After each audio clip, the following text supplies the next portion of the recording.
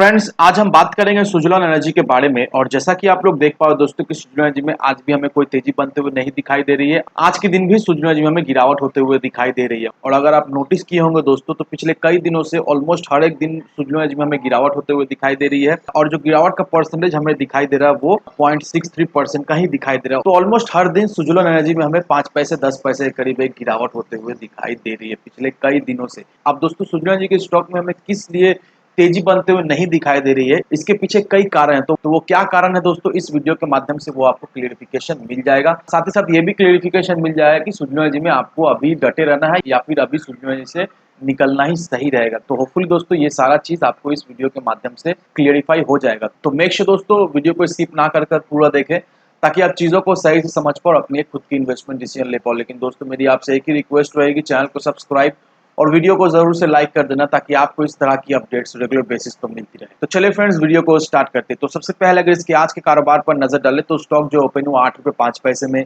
High बनाया इसने 8 रुपये 10 पैसे का, लो बनाया इसने 7 रुपये 80 पैसे का। और आप देख पाओ दोस्तों 7 रुपये 95 पैसे में इसने क्लोजिंग दिया। इंट्राडे में इसमें 0.63% की एक गिरावट भी होते हुए दिखाई दे रही है। कल के दिन का भी जो गिरावट का परसेंटेज था वो सेम ही था, 0.63% था। उसके पहले दिन का जो गिरावट का परसेंट था वो भी सेम था, 0.63% का ही था। तो ऑलमोस्ट हर एक दिन ये 0.63% से सुजलॉन एनर्जी में गिरता हुआ दिखाई दे रहा है। 5 पैसे 10 पैसे के करीब ऑलमोस्ट हर एक दिन सुजलॉन एनर्जी में गिरावट होते हुए दिखाई दे रही है।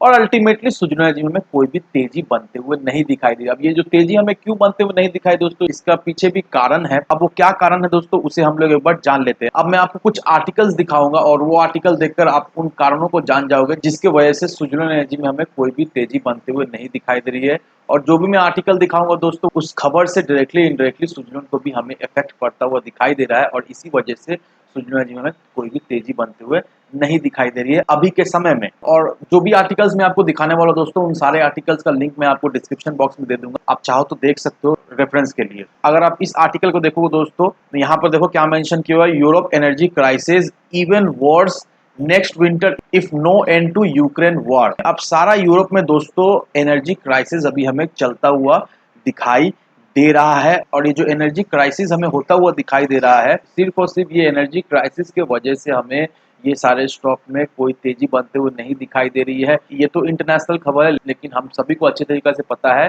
कि नेशनल हो या फिर इंटरनेशनल हो, ये खबर से बाजार में फर्क पड़ता है। और ये खबर से इन स्टॉक में भी हमें फर्क पड़ता हुआ अभी दिखाई दे रहा है। यहाँ पर देखो दोस्तों, टाटा पावर के एमडी और सीईओ परवीन सिन्हा, उनके तरफ से भी कुछ बयान सामने निकल कर आई है एनर्जी क्राइसिस इंपैक्ट के लिए, as well as renewable energy de investment plan के लिए। अब ये जो एनर्जी क्राइसिस हो रहा है दोस्तों, यहाँ पर देखा है तो गवर्नमेंट एक बहुत ही इंपॉर्टेंट रोल प्ले कर रही है। गवर्नमेंट अपनी तरफ से पूरी कोशिश कर रही है ताकि ये एनर्जी क्राइसिस को जितना भी हो सके कंट्रोल में लाने का। और प्रीवियस आर्टिकल में यह भी मेंशन किया हुआ है कि एनर्जी क्राइसिस के वजह से रिकॉर्ड ब्रेकिंग इन्फ्लेशन भी आता हुआ हमें दिखाई दे सकता है अगर नेक्स्ट ईयर तक ये वॉर बंद ना हो। तो ये वॉर के वजह से दोस्तों काफी ज्यादा इफेक्ट पड़ रहा है इकोनॉमी में, एज वेल एज इन सारे सेक्टर में। अब अल्टीमेटली नतीजा क्या निकलेगा वो तो आने वाला समय ही बताएगा। लेकिन अभी जो एनर्जी क्राइसिस इम्पैक्ट जो हो रहा है, इसके वजह से ये सर एनर्जी के स्टॉक में हमें कोई कुछ खास तेजी बनते हुए नहीं दिखाई दे रही, सिर्फ और सिर्फ गिरावट ऑन अ डेली बेसिस हमें होते हुए दिखाई दे रही है। लेकिन अब सवाल ये रहा कि इसे देखकर हमें क्या डरना है या नहीं। अब देखो दोस्तों, कोई भी चीज परमानेंट नहीं होता है, सारा चीज टेम्पोररी होता है। तो ये जो एनर्जी क्राइसिस इंपैक्ट हो रहा है, ये अभी फिलहाल के लिए टेम्पोररी बेसिस में, नो डाउट इसका तो हल तो निकलने वाला ही है आने वाले समय में। अभी सूचना जो हमें गिरावट होते हुए दिखाई दे रही है, लेकिन इसका मतलब ये नहीं है कि इसी तरह का गिरावट होते हुए दिखाई देगी, कभी भी इसमें तेजी बनते हुए नहीं दिखाई देगी। नहीं दोस्तों, ऐसा बिल्कुल ही नहीं है। एक बात का ध्यान रखना दोस्तों कि कोई भी स्टॉक में गिरावट होता है तो एक सर्टेन लेवल तक गिरता है, उस लेवल तक आने के बाद फिर से उसमें एक रिवर्सल, एक तेजी बनते हुए दिखाई देती है। और अभी सुजलॉन एनर्जी पूरी तरीके से हमें वीक दिखाई दे रहा है, लेकिन ये भी आपको ध्यान रखना है सुजलॉन एनर्जी का स्टॉक अभी वीक है, लेकिन कंपनी धीरे धीरे करके स्ट्रॉन्ग हो रहा है, कंपनी का ऑर्डर बढ़ रहा है। स्टॉक भले ही वीक है, लेकिन आपको कंपनी का फंडामेंटल्स में भी ध्यान रखना है, कंपनी का ऑर्डर्स को भी ध्यान रखना है, कंपनी किस तरह से काम कर रही है, कंपनी का फ्यूचर विजन क्या है, ये सारा चीज को मद्देनजर रखते हुए ही आपको सुजलॉन एनर्जी में इन्वेस्ट करके रखना है। और अगर हम लोग इन सारी चीजों का बात करें तो नो डाउट आने वाले समय में सुजलॉन एनर्जी में हमें एक अच्छी खासी ग्रोथ होते हुए दिखाई देगी। जिस तरह से ऑर्डर बुक मजबूत हो रहा है, जिस तरह से कंपनी को नए नए प्रोजेक्ट्स मिल रहा है, नए नए ऑर्डर्स मिल रहा है बड़े बड़े कंपनी से, नो डाउट सुजलॉन एनर्जी आने वाले समय का एक मल्टीपल स्टॉक तो रहेगा। तो इन सारे फैक्टर को कंसिडर करो, उसके बाद ही अपना एक इन्वेस्टमेंट डिसीजन लो। लेकिन दोस्तों मेरी आपसे एक ही विनती रहेगी कि विदाउट एनी डिटेल रिसर्च के बिना कहीं पर भी इन्वेस्टमेंट ना करें। वीडियो अगर आपको पसंद आए तो लाइक से सब्सक्राइब जरूर करना। तो चलिए फ्रेंड्स, मिलते हैं अगले वीडियो में।